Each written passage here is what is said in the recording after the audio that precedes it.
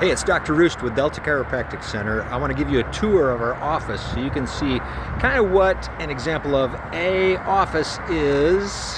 So come on in, I'll take you a quick tour around our office.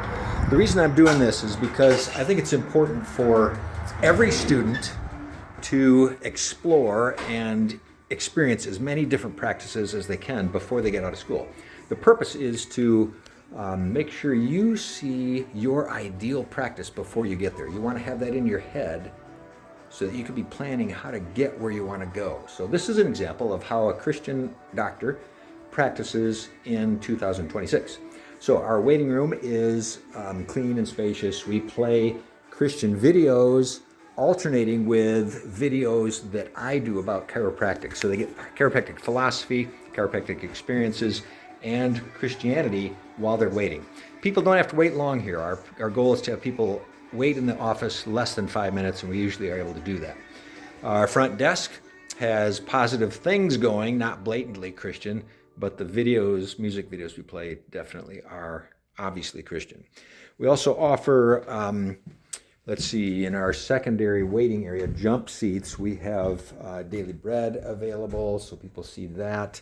In my practice, I'm often offering prayer to our patients, and as the Spirit leads, we also talk about spiritual matters. In fact, in our office, we teach 6 components of health that you can work on to stay healthy, including nutrition, rest, exercise, stress management, spiritual health, and spine. One of the books I wrote comments on each of those, develops each of those so people can work on a complete holistic way to look at their health. So in our office, we do stay very aware and open to conversations that are spiritual in nature. And we're not afraid to bring them up. Spirit-led, as we feel people are ready to talk about spiritual matters, we certainly do that. There are times when I go a little bit further and press that a little bit. And over my practice, I've probably lost a couple patients due to talking about spiritual matters in the office. But if people are going to be offended by something in my office, I'd rather have them be offended by Christ than anything else. So it doesn't happen often. People are usually pretty understanding, and we're sensitive to where people are spiritually, so we don't try to push. We just nudge, and encourage. So we have in our office right now 2 docs. I'm looking for another associate, and we try to encourage and equip and teach new docs how to be successful in practice. And we can talk more about that as we interact. So we use Pro Adjuster, we use traditional Palmer package, diversified, Gonstead. None of them very strictly.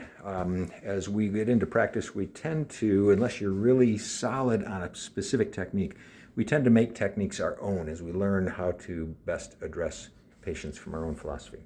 So we use a number of different techniques and enjoy them a lot. And it's nice to have more than one tool in your toolkit, so that as different people have different needs, you can pull from those tools and address their needs specifically. We, of course, have digital x-ray available. That's this room back here. Our exam room is back here even farther.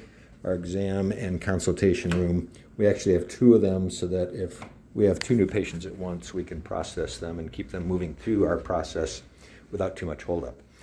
What else? Our front desk team is a great team.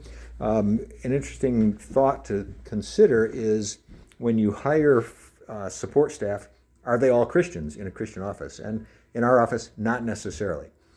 Most of them are Christians. All of them, when we hire in, we make sure they understand that the atmosphere here is biblical Christian, and we ask them if they're comfortable with that. We certainly can't discriminate based on that, but we do want to be transparent about what they're going to be working with in this office. So if we hire somebody because of their qualifications and they're not a Christian yet, very often they are by the time they move on to their next position. But we're not totally opposed to hiring non-Christian people. So that's our office. I would encourage you, again, visit other offices, shadow other offices. If you can precept in an office, I'm not sure what the requisites are for that at Palmer.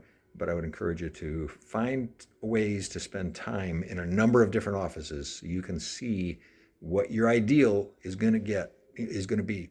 Get that locked in your head so you can head that direction. All right, God bless. Looking forward to talking some more. Bye-bye.